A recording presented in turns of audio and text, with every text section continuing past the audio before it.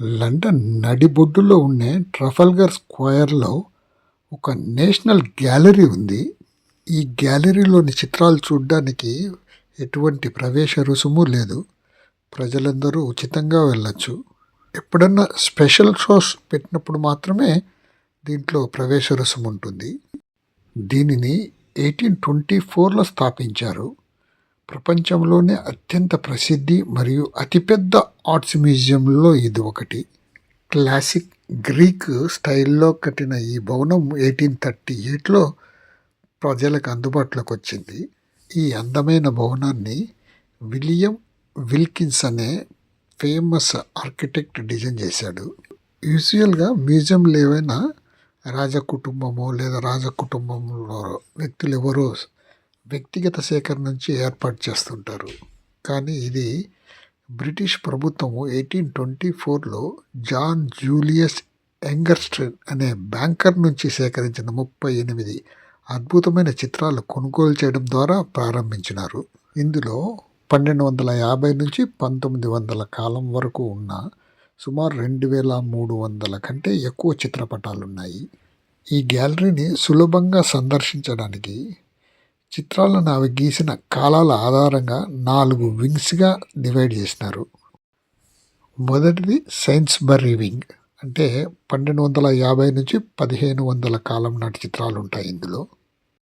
రెండవది west wing, ఇక్కడ 1500 కాలం నుంచి 1600 కాలం మధ్యలో ఉన్న కళాఖండాలు ఉంటాయి.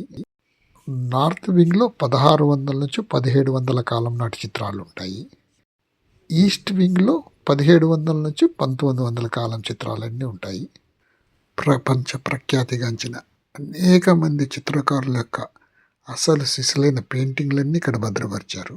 విన్సెంట్ వ్యాన్ గోస్ పెయింట్ చేసిన sunflowers, Leonardo da Vinci paint చేసిన the Virgin of the Rocks, John Constable paint చేసిన దే హే వైన్, ఇలాంటి అనేక అద్భుతమైన చిత్రాలు ఇందులో ఉన్నాయి. ఈ పెయింటింగ్స్ వెనక ఉన్న కథలను, వాటి చరిత్రను తెలుసుకోవడానికి తెలుగుతో పాటు వివిధ భాషల్లో కూడా ఆడియో గైడ్స్, యాప్స్ దొరుకుతాయి ఇక్కడ. మొత్తం ఈ గ్యాలరీని పూర్తిగా చూడాలంటే 3 నుంచి 4 గంటల సమయం పడుతుంది. అలా కాకుండా ముఖ్యమైన పెయింటింగ్స్ మాత్రమే చూడాలనుకుంటే 1 గంట ప్లాన్ చేసుకోవచ్చు. ఈ గ్యాలరీలో ఫ్లాష్ లేని కెమెరాలతో ఫోటోలు తీసుకోవడానికి పర్మిషన్ ఉంది. మామూలు రోజుల్లో ఇది మార్నింగ్ 10కి ఓపెన్ అయితే ఈవినింగ్ 6 వరకు ఉంటుంది. ఫ్రైడేస్ మాత్రము నైట్ 9 వరకు ఓపెన్ ఉంటుంది.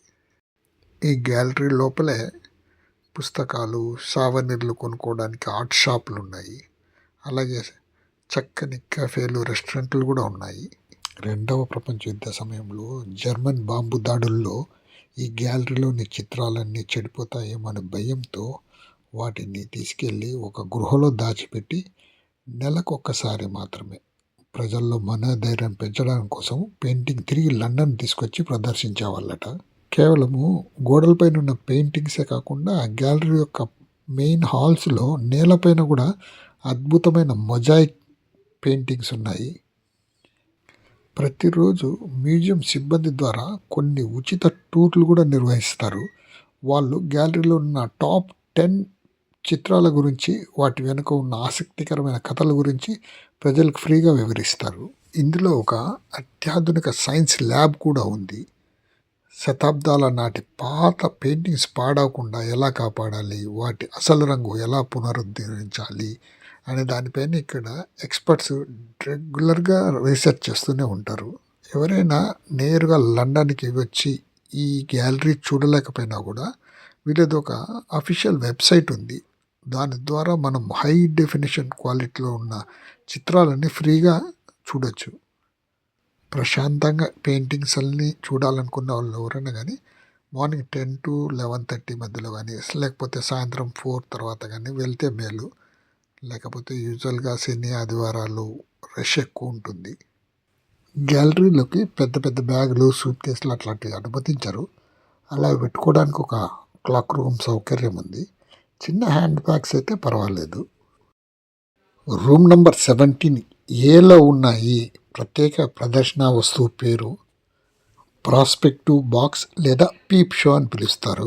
దీనిని 17వ శతాబ్దానికి చెందిన ప్రముఖ డచ్ ఆర్టిస్టు శామ్యూల్ వాన్ హాక్స్టార్టిన్ అనే అతను 1655 నుంచి 1660 కాలంలో తయారు చేశాడు. దీంట్లో మనము 3D ఎఫెక్ట్లో ఇంటీరియర్ ఆఫ్ డచ్ హౌస్ చూడొచ్చు. ఇది ఒక చెక్కపెట్ట. దీని బయటే కాకుండా లోపల గోడలు మరియు నేలపైన కూడా పెయింటింగ్స్ ఉంటాయి. ఈ పెట్టెకి రెండు వైపులా చిన్న చిన్న రంధ్రాలు ఉంటాయి.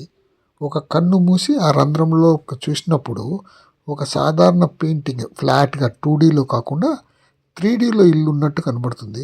ఇదొక బ్యూటిఫుల్ ఆప్టికల్ ఇల్యూషన్. యాక్చువల్గా లోపల పెట్టెలో భాగాలు వంకరగా డిస్టార్టెడ్గా డిజైన్ గీసింటారు. ఆ చిన్న రంధ్రం నుండి ఒక నిర్దిష్ట కోణంలో చూసినప్పుడు మాత్రం ఆ వంకర గీతలన్నీ కలిసిపోయి పర్ఫెక్ట్ 3D రూమ్లా కనిపిస్తుంది. ప్రస్తుతము ప్రపంచవ్యాప్తంగా 17వ శతాబ్దానికి చెందిన ఇలాంటి పీప్ షో పెట్టెలు కేవలం 6 మాత్రమే మిగిలినాయి. అందులో ఈ లండన్ నేషనల్ గ్యాలరీలో ఉన్న బాక్సు చాలా ఫేమస్ అయింది, చాలా క్లిష్టమైంది కూడా. ఆర్ట్ మరియు ఆప్టికల్ సైన్స్ కలయికతో రూపొందించబడిన ఈ పెట్టె ఆ టైంలో గొప్ప ప్రయోగము.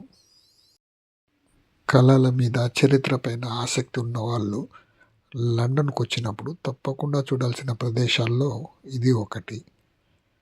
ఆహా, లండన్ కదా.